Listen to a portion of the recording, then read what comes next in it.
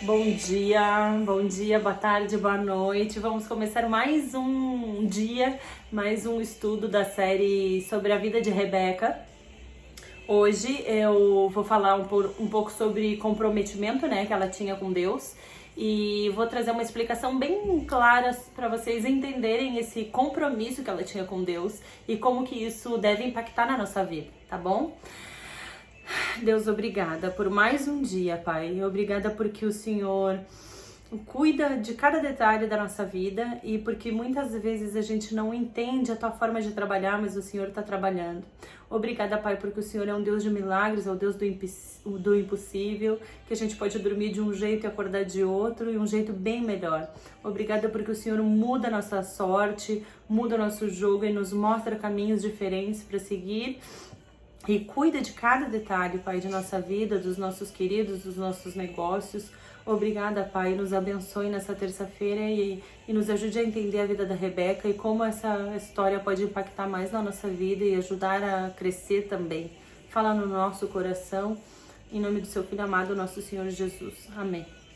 Olha só, o texto de hoje está em Gênesis 24, de 11 a 16. E ele fala assim: Quando o empregado chegou, fez os camelos se ajoelharem perto do poço, fora da cidade. Era de tardinha, a hora em que as mulheres vinham buscar água. Aí ele orou assim: Ó Senhor, Deus do meu patrão Abraão, faze com que tudo dê certo e ser bondoso para com meu patrão. Eu estou aqui, perto do poço, aonde as moças da cidade vêm para tirar água.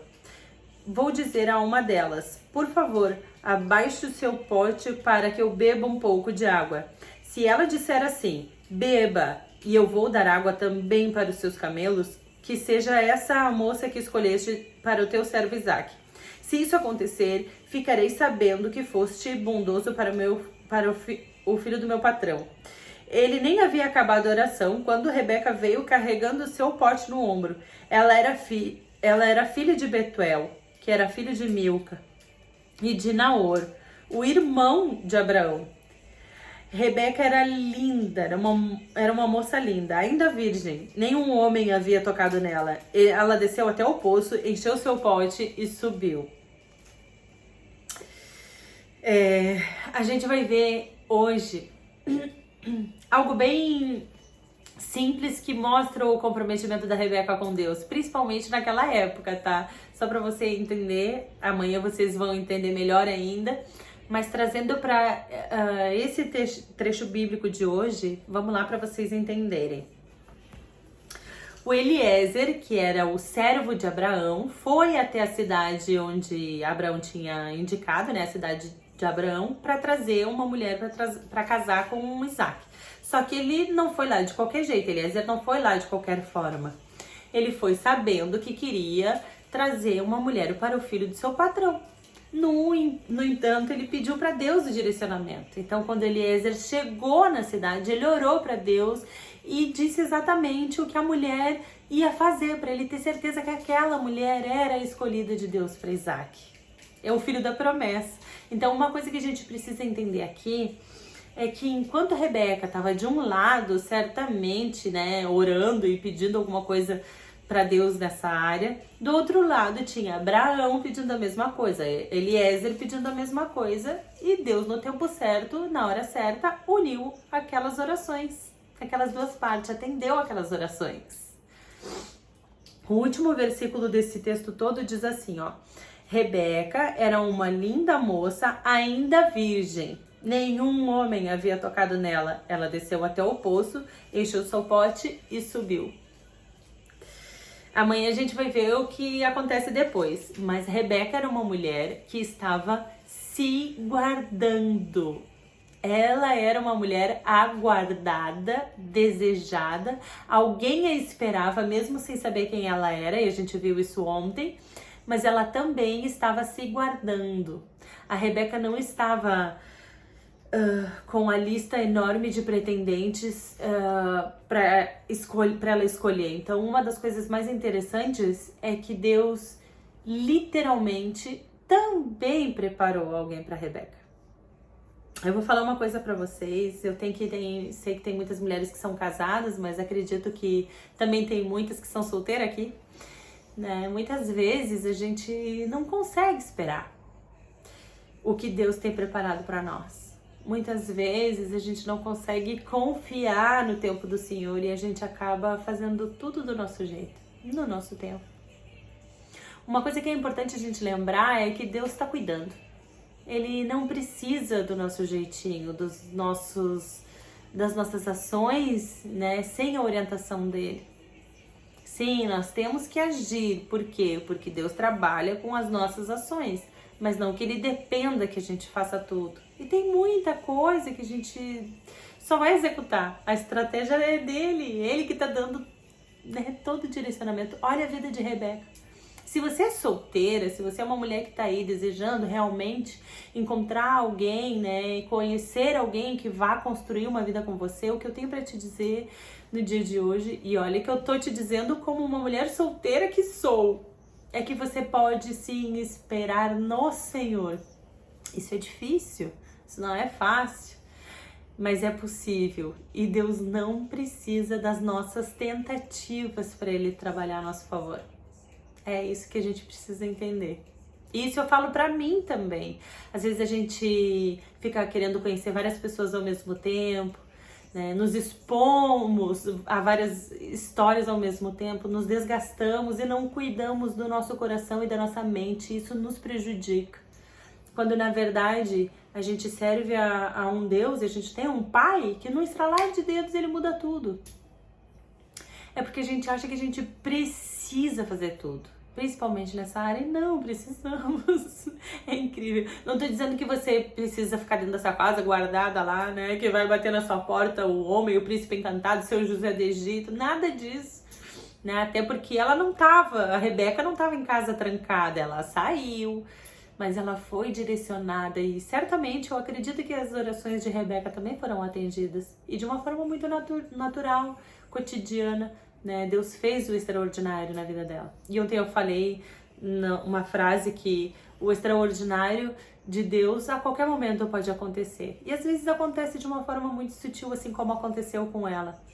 Então nessa área especial, se você tá esperando, desacreditada, triste, querendo uma resposta e novos resultados, acredite que Deus pode fazer tudo, tudo. E você não precisa se expor a uma situação, se expor a histórias, pessoas, situações, no discurso de que você tem que aproveitar, que você tem que gozar a vida, que você tem que curtir. Não leve para esse lado, porque muitas vezes a gente se expõe a determinadas situações, sentimentos, emoções que nos causam dano, que nos escravizam. E Deus Pai é cuidadoso, Ele não quer isso para nós. Rebeca era comprometida com Deus e a conexão que ela tinha com Deus era tão grande que a conduziu a exatamente ao lugar que ela tinha que estar na hora certa, no tempo certo e na forma certa. Olha a oração de Eliezer: eu quero que a mulher que o Senhor tem para Isaac chegue aqui, encha o pote dela de água, me ofereça água e dê água para meus cabelos. E Rebeca saiu da casa dela com um pote de água, tirou a água, e a gente vai ver amanhã que ela vai fazer exatamente o que o Eliezer pediu. A conexão dela era tão grande que Deus usou a estratégia certa para trabalhar. Hoje eu dou exemplo nessa área da vida, né, da mulher, da vida emocional, do relacionamento, mas a gente pode aplicar esse princípio a todas as áreas da nossa vida. A gente pode crer que tudo aquilo que Deus tem sonhado para nós, a gente pode fazer corretamente, fazer a nossa parte, né? Óbvio, fazer a nossa parte. E acreditar que no tempo certo tudo vai se encaixar. Então, se você tá aí lutando pelo seu trabalho, no espaço, no seu nicho, continue trabalhando. Se compromete, não vai dando seu jeitinho, não se expondo desnecessariamente, não encurtando os seus caminhos, não criando atalhozinhos. Continue fazendo corretamente, porque eu creio que o resultado ele é obrigatório. Você literalmente vai colher aquilo que você plantar. E no tempo certo, Deus vai unir.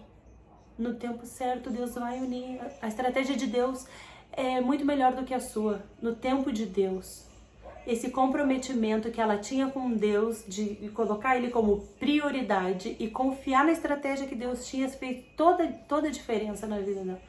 E vai fazer a diferença na sua vida também, na minha vida também. Leve esse princípio para dentro do seu coração.